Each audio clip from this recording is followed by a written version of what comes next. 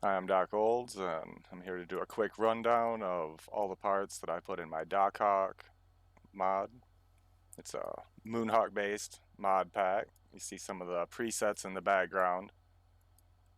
And just go over the parts top to bottom, starting with frames. Got 3 new frames. Race frame, a lot like the normal frame. You got an extra 60 pounds of reinforcement on all the mounting points. For the control arms, for the shocks, the springs, the steering. And we have the crawl frame, which puts you onto a hopper. It doesn't come with the driveline in it. You have to sort that all out, or you can start with the preset in the back here, the black car. And that would be a lightweight crawling frame. Notice we're pretty light here, 2767. That's no driveline or anything. If we go to the race 4x4 frame, we get another 600 pounds of reinforcement on all of the mounting points, making it a much stronger frame for off-road duty. Let's go back to the race frame, because most of the parts we're looking at are based off of that. Under body, we have carbon fiber body. Looks just like the normal body, but you're saving weight. Looks like from carbon to normal, you got about 160, 170 pounds of weight savings. Got the carbon wide body, giving you some extra wheel arch width and some extra height and length to fit those bigger tires. There's also extra width built into the suspension, so you can adjust it out to fill that in with whatever you need. And the full-on off-road wide body, which is even larger to fit a 36-inch tire as this has.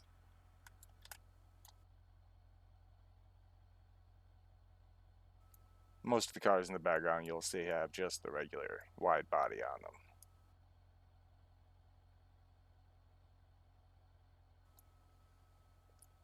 For fascias, we have the carbon, actually, the bumpers need to get out of the way. For bumpers, we have braces that go instead of bumpers.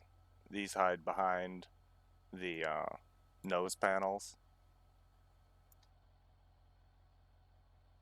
And there's also the rear version that hides behind the rear plastic panel.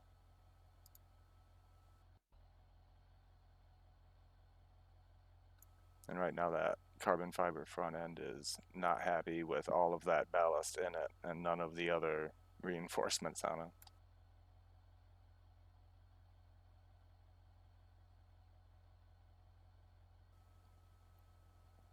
We have also, where'd the, oh, that's right, the fascias move. The off-road fascia.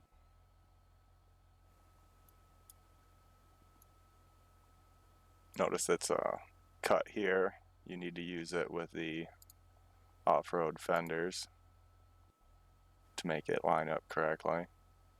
I think it's the core support. Everybody wants the carbon fiber core. No, that's not it.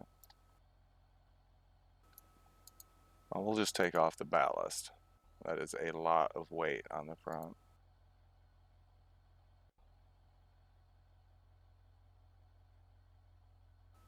It looks like the off-road front end just does not like being on the normal frame. I hadn't actually tried it before, but the off-road front end is for the hopper frame, evidently.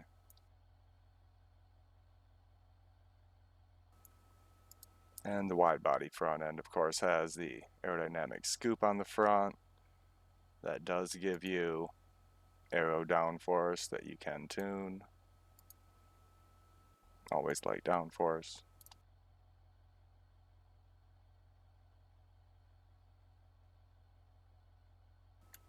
The front fenders You need the wide body fenders to match the wide body nose. This gives it the same 4 centimeter wide body kit as the rear.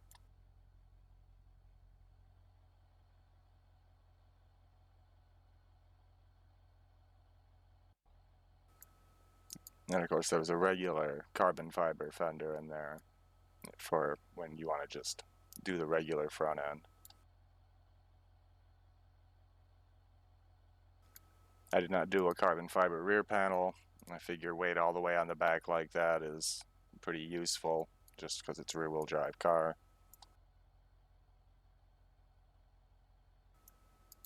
There's a carbon fiber trunk.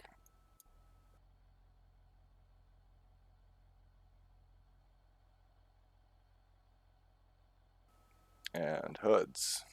We have 4 different carbon fiber cut hoods, a cowl hood that covers up a lot of different engine combinations.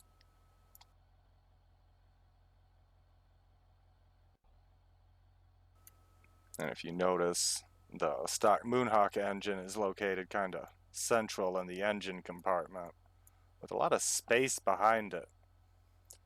So what I did was put my engine back against the firewall for better weight distribution and lower in the car. I also switched out for a better transmission mesh that overrides any mesh in your mods.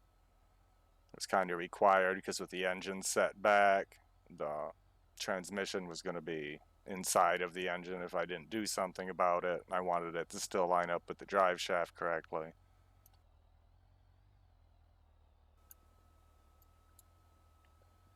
The engine itself, very customizable. Your stock long block dual plane, looking at 269 horsepower. The exhaust is modeled off the Barstow and not the Moonhawk, so it's chromed and has the nice turn downs at the end. You got several internal specs. Dirtmaster is based on a 410 sprint car engine. To get the most out of something like that, the sprint cars run pretty much no exhaust. And instead of a dual plane, they'd run like fuelie stacks. These nice velocity stacks out of the hood.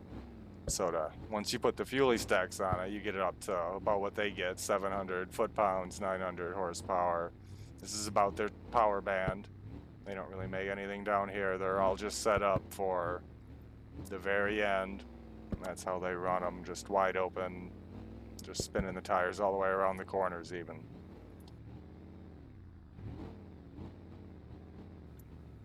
Got drag specs. Low comp would be low compression, something you'd use with the turbo setups or the superchargers or a lot of nitrous. If you run the regular drag spec, you can't run that kind of stuff and you're going to blow up the motor. Though the regular drag spec will rev a little higher. And the same with the street and the street low comp, the hot street low comp. You need the lower comp if you want to run the boost. The heavy street would be the step up from stock. If you try to use this with high-end fuelie stacks, it doesn't really make any high-end power. So the fuelie stacks actually, you're not really getting much benefit, or if anything, you're at 517, 538. If you put on something more suited to that engine, like a single plane, yeah, you're making more foot-pounds and maybe a couple less horsepower at the very end, but you're making more foot-pounds everywhere else. So you're picking up. You don't really need the race intakes unless you got the race engine. Hot street's pretty much a step over that. It's not really made to use this. You could go a step up. Hot street's more usable when you got something with the fuelie stacks. You get up to 580 horsepower.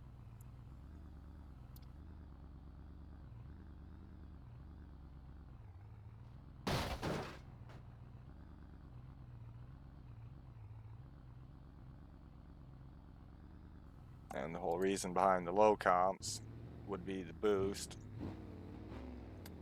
Actually, I'm just going to get rid of the hood.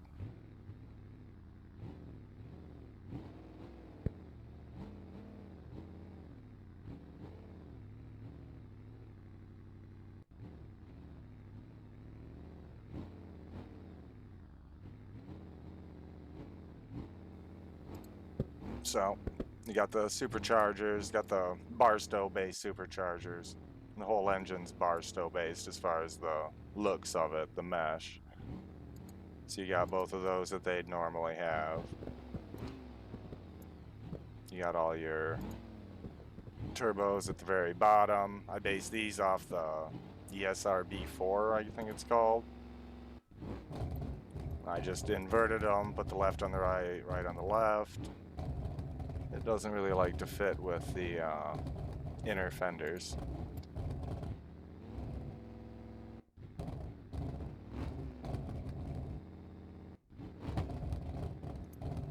There we go.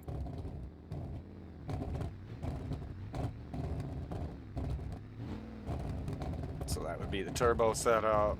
Turbo setup still goes down to the normal exhaust system underneath when you have it.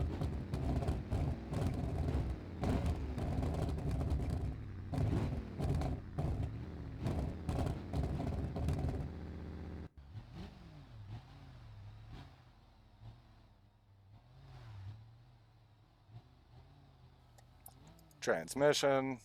I didn't really make any extra stick shift transmissions, and I didn't make any street automatic, but I did make a 2-speed power glide. It's a little more efficient on the transmission side than most of the transmissions. These are like full-on drag prep trannies. But I did most of the work into the torque converter. The torque converter, where most of them you can adjust the diameter on the adjustable, mine also adjusts the inner grip.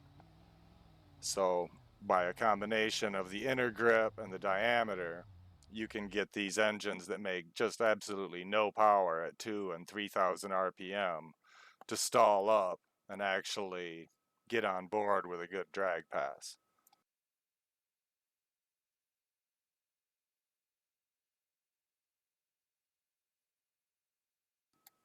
Radiator support, carbon fiber, of course. We put that on earlier, trying to get the off-road front to quit shaking.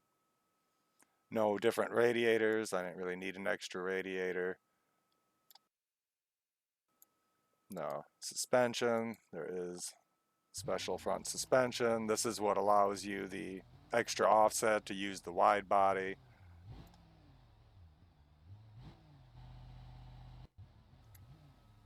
Shocks have a little bit of tweaking done to them.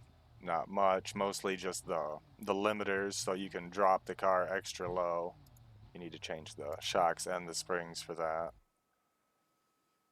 The springs, they adjust a little lower. I believe 06 is the default, and these let you go 08, so just a little bit lower.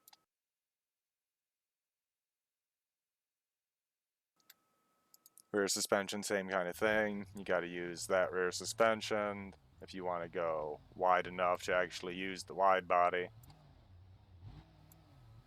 The same shocks and springs available, just like the front. Also in the front, we have the steering. Comes with the normal steering and optional heavy-duty steering. This adds quite a bit of weight. And the dock steering, which gets rid of the drag link steering system and adds this rack and pinion system. And that saves you 65 pounds off the normal steering.